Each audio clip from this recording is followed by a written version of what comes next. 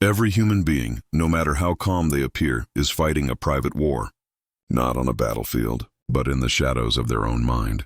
You wake up and before the world even greets you, the storm begins, the noise of yesterday, the echoes of mistakes, the quiet whisper that says, "You should have done better." You smile at the world, but inside, it never stops. We call it overthinking. The Stoics called it slavery. Marcus Aurelius once wrote, "No man can master his life until he masters his thoughts," because every emotion, every action, every moment of peace or pain begins in one place, your mind.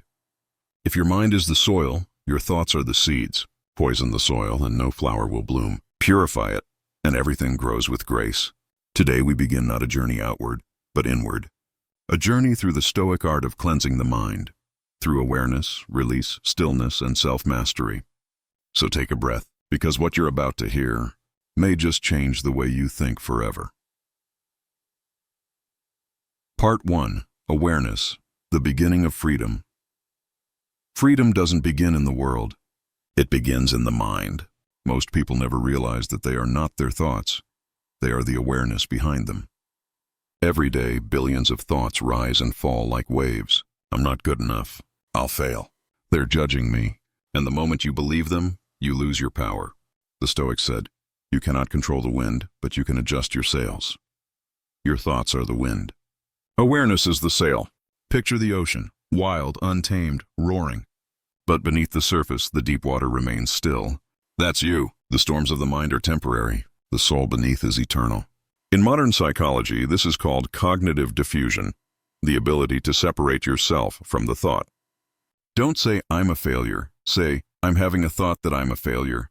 That small shift creates a vast space, and in that space, you are free. Marcus wrote, "The mind is like the sky. Clouds may cover it, but they are never its nature. Thoughts will come and go. But awareness is the sky itself." Part 2. Letting go, the art of inner cleansing. Have you ever noticed how heavy the past feels when you carry it too long? You replay moments that are gone. You live in futures that don't exist. We call it memory. We call it preparation. But the Stoics called it self-inflicted suffering. Seneca said, "He suffers more than necessary who suffers before it is necessary." You suffer twice, once in reality, 10 times in imagination. The past doesn't chain you. You chain yourself to it. Imagine holding a burning coal, waiting to throw it. The first one burned is always you. Forgiveness isn't for them. It's for your peace. Let go of regret for what cannot be changed. Let go of anger toward what no longer matters. Let go of the fear you feed before you sleep. Sit still. Breathe. Picture each breath as a wave washing through your mind, carrying away the debris of yesterday. The mind was never built to store pain. It was built to let it pass, like wind through open hands. That is cleansing. That is healing. Part 3. Confronting the Inner Critic. There's a voice inside you. Not the one you use to speak, the one you can't silence. It tells you you're not enough. You're behind. It's too late. But hear this truth. That voice is not wisdom.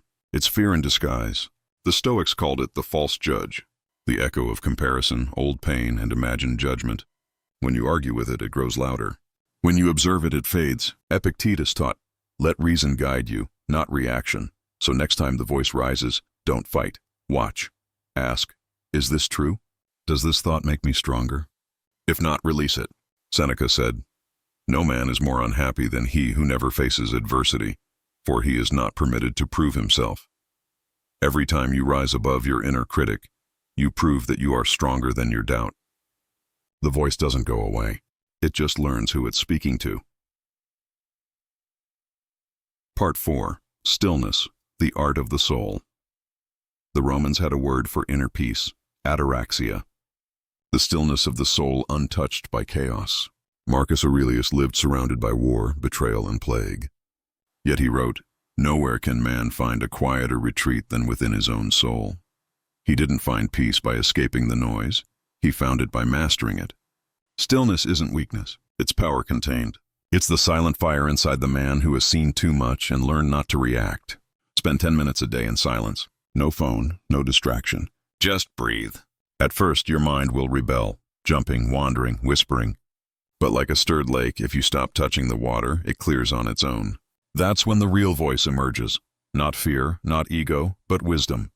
Stillness isn't absence. It's awareness without disturbance. It's the moment when you realize the chaos never left. It just stopped owning you. Part 5. From a clear mind to a clear life. A fogged mirror can't reflect truth. A chaotic mind can't create peace. The Stoics didn't seek to escape problems. They sought to face them with clarity. When you stop clinging to thoughts, when you let go of control, when you understand your own mind, the world itself begins to soften. What once made you angry now feels distant. What once haunted you now teaches you. You begin to live deliberately, with purpose, precision, peace. There's an old Roman story about a blacksmith. A man once asked him, "How do you stand that endless noise every day?" The blacksmith smiled and said, "At first I heard it too, but then I learned not to." That's what awareness does. When you focus on the fire, the noise disappears. When you focus on what matters, the rest fades. Life doesn't get quieter. You do. And in that quiet, you finally hear the heartbeat of life itself. The fire and silence, the world will always be loud. But peace was never about the noise around you. It was about the silence within you. When you master your mind, everything changes. The things that once broke you now polish you. The people who once hurt you become your teachers. The chaos that once blinded you becomes your mirror. That is Stoicism. Not numbness, not escape, but calm fire. The power to stand still while the storm rages.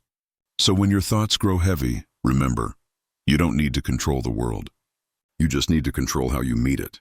Take a breath, sit still, return to yourself. Because the sky has always been clear. The clouds were never the sky. If this message reached you, don't just listen, live it. Comment below with 3 simple words. I choose calm. Let it be your vow to live with strength, discipline, and peace. This is the Stoic Tide. And remember, peace is not found. It's forged in silence.